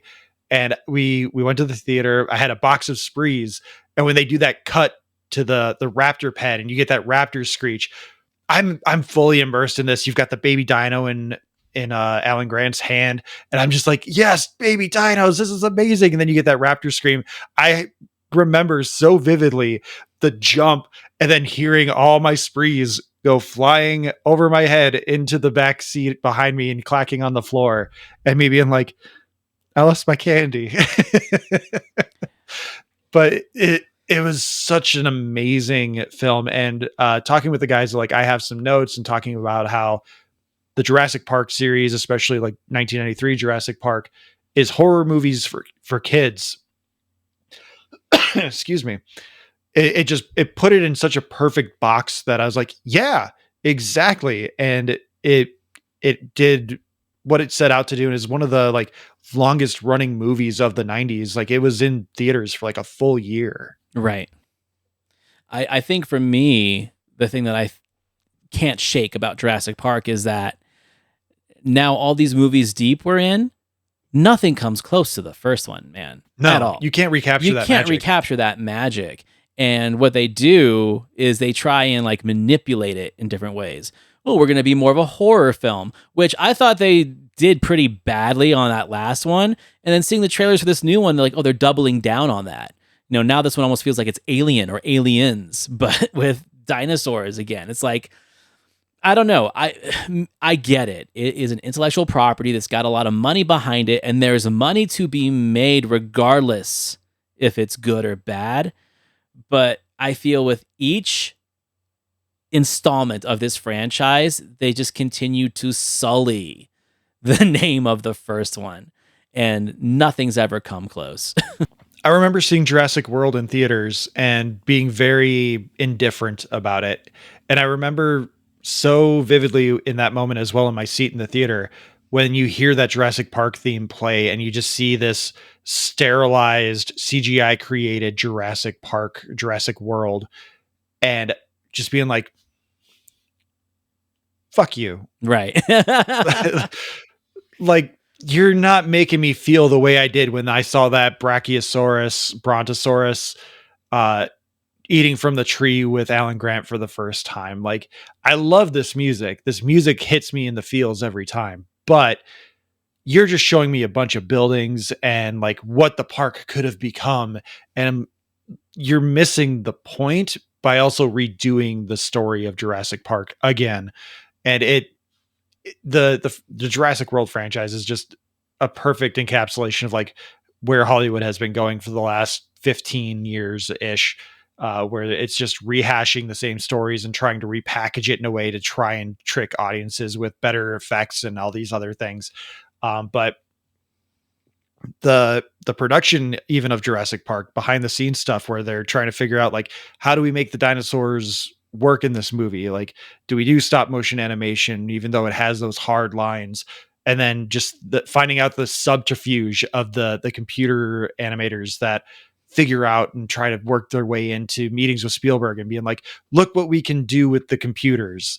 And it wasn't even like an option at that time. And then Spielberg sees the animation of the T-Rex running, and all of a sudden the game has changed. And for the next 15 years, we're still sitting here. For the next 30 years, 30 plus years, we're sitting here saying, even in 2025, there's moments where the CGI in movies are not as solid and well put together as they were for a 1993 movie, and like the second movie that to ever use such advanced computer technology after Terminator 2. You're right.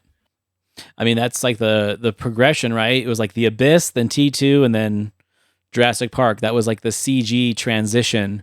And after that, there was no going back, right?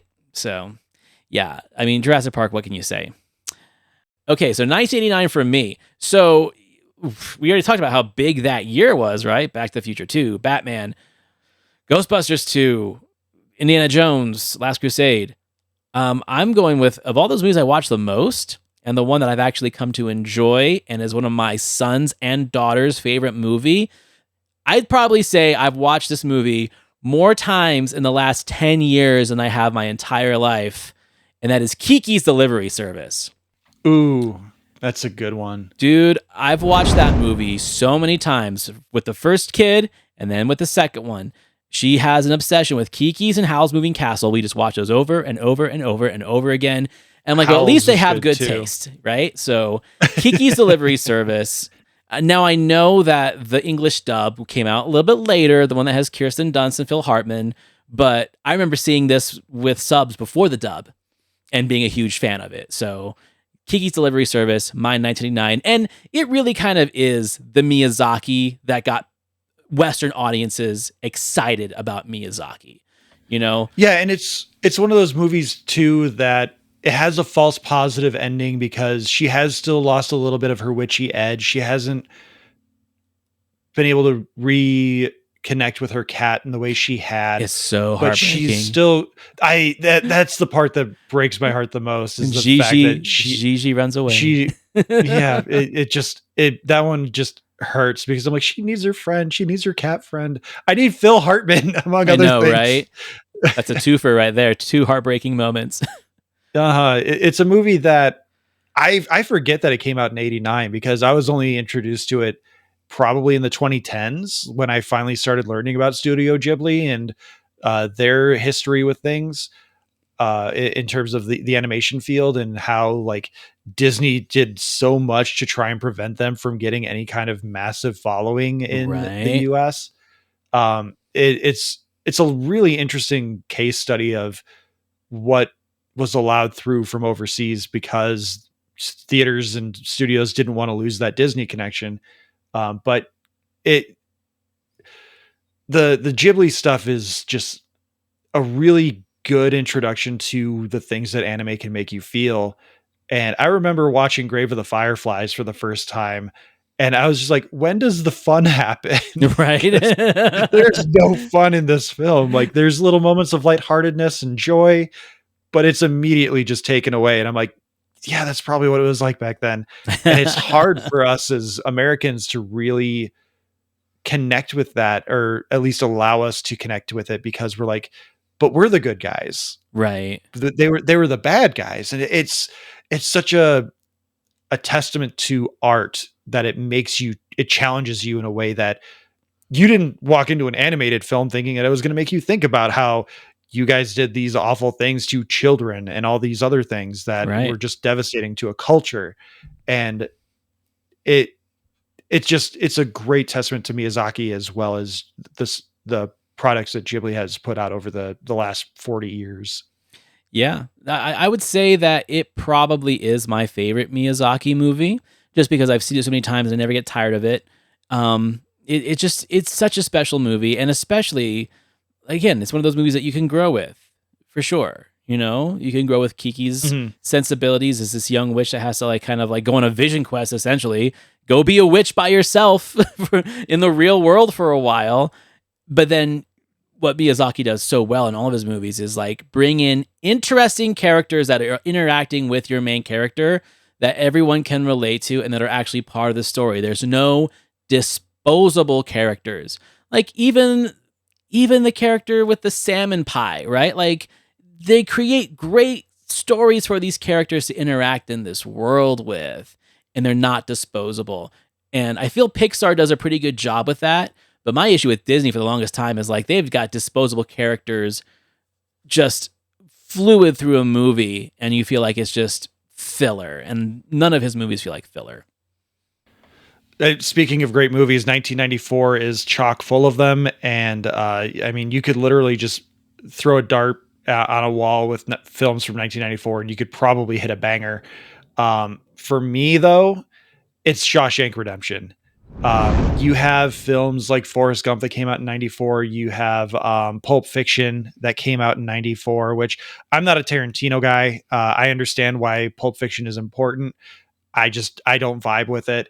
But Shawshank Redemption is another one of those movies that I think I mentioned it before. You get when TV was a thing, you would get Shawshanked. Like if you're just channel surfing and Shawshank Redemption is on, there's the rest of your day, or like the rest of your next couple of hours. It's a movie that you cannot not watch. And it's not only oh geez, I'm forgetting, Stephen King at like his sentimental best in terms of like what he wrote in the short story.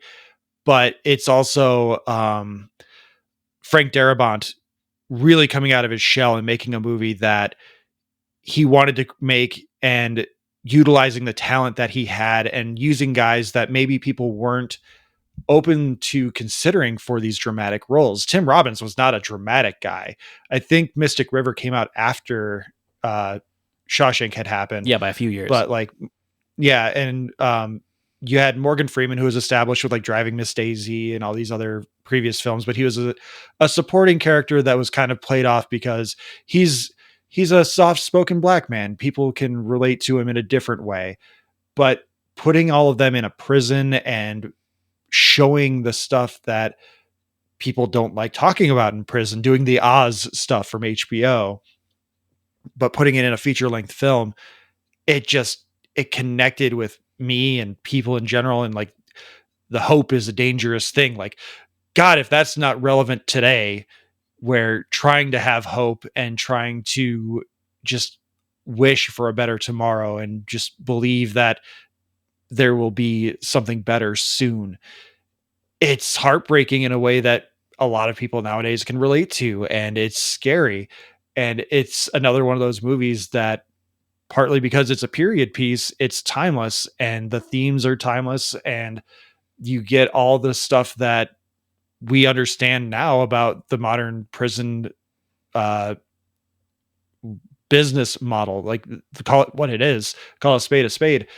You have wardens, you have people who run private prisons for profit, and they'll use whatever they can. And let's not forget Clancy Brown. I was going to say, if you don't say Clancy Brown, I'm going to shout it out. The Kurgan himself. The quintessential dickhead prison guard who goes on to become Mr. Krabs in just like 4 short years later. A man who I didn't realize was Lex Luthor in Superman, the animated series, bringing it back to Superman. Like, Clancy Brown, like that. Starship that's Troopers. Yeah, it's such a great introduction to Clancy Brown. And then you can be like, oh, by the way, he did all this other stuff that is also amazing. Yeah. Like, there's so much good stuff in it. I think that... And I was... Okay. I was literally at work the other day, and I was thinking about the moment when Andy puts the opera on the record player over the PA system. Like, I was just doing nothing at work, and it just popped into my head of like, I have no idea what those ladies were singing about, but I like to think it was about something nice. And like, no reason for it to pop into my head, but it's a movie that just resonates in me, and like, it just, things will pop in there every now and again. I mean, I think it's funny that Family Guy has probably parodied Shawshank more than any other movie, except for Star Wars, of course. In its run, there's so many Shawshank. For me, I think one of the most relevant things for Shawshank of the 90s is like, there's 2 camps of dads around that era. You've either got a Shawshank dad or you've got a Tombstone dad. Like, those are like the dad movies of the 90s. I have a hard time thinking of dads I know personally that if Shawshank's not their favorite movie, it's Tombstone, right? For my dad, it was Tombstone, you know? But then there's the Shawshank dad. I think my dad was Tombstone as well. He was a Western guy. I'm telling you, something about those movies of the 90s really hit with people. And it wasn't a financial success when it came out. It bombed in the theater. And like you said, people got Shawshanked on TV, TNT especially, playing it over and over and over again. And then you just watch it. If you catch it halfway through, you wait till it starts again and you watch it all the way through. And yeah, it just grew on people 100%. And I think it really kind of helped people realize that Stephen King was more than just a horror novelist, that he could write some just real good stories about real people. And yeah, it is one of the most special movies of that decade, if not the 20th century for sure. And it also led to us getting The Green Mile as well, and like the world being introduced to Michael Clark Duncan. So like the ripple effect of that movie, as well as just its enduring legacy, like you said, showed people that you can mine Stephen King for more than just his horror stuff. You can mine him for his novellas and other things. And and they do still. Yeah. And so like Shawshank's legacy is not only in and of itself, but it expands to The Green Mile. Yeah. which I believe Frank Darabont was involved with that one too. Yeah, he was. He was the director. So yeah. Okay. So for me, 1990, big year, but for me, I go back to the rewatchability. So not only is this my favorite film of the 1990s, it is my favorite Coen Brothers movie of all the Coen Brothers movies, and that is Miller's Crossing. Which I'm not going to say I came late to the party. I think I probably saw it the first time around like 96 or 97. As soon as I was old enough to have a car and a Blockbuster card, I was just getting everything I could, right? Filling in the gaps of Coen Brothers movies because I'd already seen Raising Arizona. Hudsucker Proxy, I think, was probably my favorite up to that point. But Miller's Crossing is just so special of a movie. Taking the old like crime films of the 30s, the noir style, the patois of these Irish gangsters in the Midwest, right? Where they just have their own rhetoric. It's great. And the characters, the fact that we have Gabriel Byrne as Tom, and he's like this tough Irish guy, and then Albert Finney, who for me was always Scrooge as like the Irish mob boss. But then John Turturro is in there, and then you've got John Polito as the guy, Johnny Casper after him. They're just great, colorful characters like the Coens always did. And this was still an era where the Coens still liked a little bit of whimsy in their films, right? Like they were still doing a lot of kind of, Barry Sonnenfeld was still the cinematographer. So a lot of wide angle lenses, a lot of quick rushes and pans. There was a lot of energy in these movies. And I feel that once Sonnenfeld left, they still had a lot of that magic, but it wasn't quite the same. And that's where like this movie really is important for me. It's like that last real authentic Coen Brothers movie before they became more Hollywood.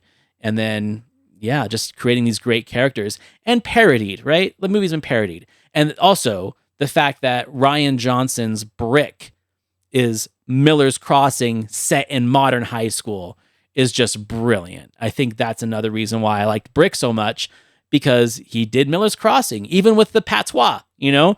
These high school kids are speaking in 30s gangster lingo. The Coens have always been a weird mixed bag for me. Like some of their stuff I really enjoy. I love Oh Brother, Where Art Thou? I love Fargo. But like No Country for Old Men, Their Turn on True Grit, those are movies that I just could not get behind. But Miller's Crossing is a gap for me that I need to fill, because I've heard so much about it. And like you said, it like Brick is inspired by Miller's Crossing. And it's one of those movies that I continually forget about, that I need to watch it just to see it and understand it a little better. Right. So definitely worth filling in your Coen Brothers gap. And 1990, a lot of great movies, but that's the one that stuck out the most for me. Well, great list. You know, this is the longest podcast I've officially done, and I love it. The fact that like one of my favorite friends, favorite podcasters out there who I love collaborating with, whether it's on my show or yours, we got to learn so much about each other in this hour and 40 minutes just by going through the first 10 movies of, you know, our lives that we like. And this is a great litmus test, I think, for people who aren't podcasters, right? You want to have a conversation. If you're quiet at the dinner table and you can't think of what to talk about, well, everyone name your favorite movie of the year you were born and work from there. And you can learn so much about people. Like, I don't think people realize, because it feels nerdy, but everyone watches movies, right? Maybe not everyone listens to music. I know a lot of people who couldn't tell you the name of a recording artist to save their life because they only listen to classical or whatever. Get over yourself. But everyone likes movies, and everyone at least can think of a movie for a year that they were either born in or was important to them, and then you can just build a conversation off of that. So I'm glad that we had a chance to do this. Yeah, this is an exercise I've been doing for probably 10 years now, and it just was something that I saw online. So I was glad we were able to mine it for content as well. Like that's always something that you can be proud of when you're a content creator, is finding something that you're just like, oh, I did this thing for fun 10 years ago. Maybe we could find something to do with that. 100%. And the fact that we didn't have any crossover, I think that's cool too. Yeah. All right, man. So like this is like the first week of July-ish. We already said that you've got Superman on deck. We're going to see how that turns out. But what else can people look forward to in the next few months? July is chock full of stuff. We've got Jurassic World Rebirth. We've got Superman. We've got Fantastic Four. in just a few weeks ago, we recorded a really great episode with our friend, the lovely Dan from Casting Views, who joined me and Alex. Sorry, I almost spoke poorly there. I've been so eloquent until now. We did a really amazing episode talking about Clair Obscur Expedition 33, which is a game I would love to hear your take on as well, if you ever updated to a modern video game system, because it's very French, but it's also like, what if we made the best Final Fantasy game ever? It's fantastic. And the episode and the discussion that we have with Dan is just awesome. And I would love it if people would give that episode a chance, because I know video games are not everyone's forte, but this game, Clair Obscur Expedition 33 especially, is actually, I think it's a really important piece of media and not just like a really great video game. There are a lot of amazing themes that deal with like depression and self-harm, and it's not what I was expecting. And I played that game during a time where I was already pretty depressed because I had come up on the anniversary of my dad's death. Right. And I'm already in like an emotional place. And this game just did the most French thing it could do, which is, hey, I did a thing. I won a thing. Oh, this person died. Hey, I did a thing. Oh, this person has kind of betrayed my trust. It's so good in like the most macabre way. I'll have to check it out, man. But I'll definitely check out that episode. So cool. So please tell people where they can find you, where you're hanging out these days on the socials, because I know a lot of us bailed on some of the old standby socials. You can find us on most social media platforms, Instagram, Threads, Blue Sky, and TikTok are our main ones. TikTok, not so much, just because video editing is not something that I have time for. But we're at Talking Smack Pod on all social media platforms. Smack is SMAC, stands for superheroes, movies, animation, and comics. And you can find us on Discord. That is where we're most active and engaging. Every episode that we have on our episode release has time codes as well as links to all of our social medias. So if you don't know how to utilize Discord, or if you have a Discord but you don't know where to get an invite, all you have to do is find an episode of our podcast, and the episode description will have that. So that's where you can find us. Excellent. And just to kind of give you a preview of the next time we have this conversation, and we going into the next 10 movies / 10 years of our cinematic lives, go and listen to episode 39 of the Cultworthy. It was Josh Skaar's first appearance on my show 3 years ago, almost to the date we just discovered, where we talked about a Goofy movie. And it was like my first real important conversation with a guest on my show that wasn't just, yeah, that movie was really cool, right? Yeah, that movie was really cool. I liked the part. Yeah, I liked the part. It was a deep conversation. And we've done it a couple times with the Goofy movie documentary that just came out. I was able to be a guest on his show. So go find that episode on Talking Smack as a follow-up, because I think they work really well together. They sure do. All right, everyone. Thank you for watching, listening. Please like, rate, review 5 stars on any listening platform you find the show. And follow me on YouTube. Subscribe, leave a review. We like to reach out to people that leave comments because it makes me feel special. You know, I wouldn't say I'm an influencer by any means, but I do like interacting with people in the comment section. We appreciate the endorphin high of getting a comment. It's true. And so far, I've been pretty lucky. I haven't had a lot of shitty ones yet. Most of them have been, if not complimentary, constructive. Let's put it that way. There was a pretty rude one in the Star Trek episode that I was on for Back to the Balcony, at least. That one I was like, that's uncalled for. Well, they happen. Anyways, thanks for showing up, man. And everyone, I'll see you later.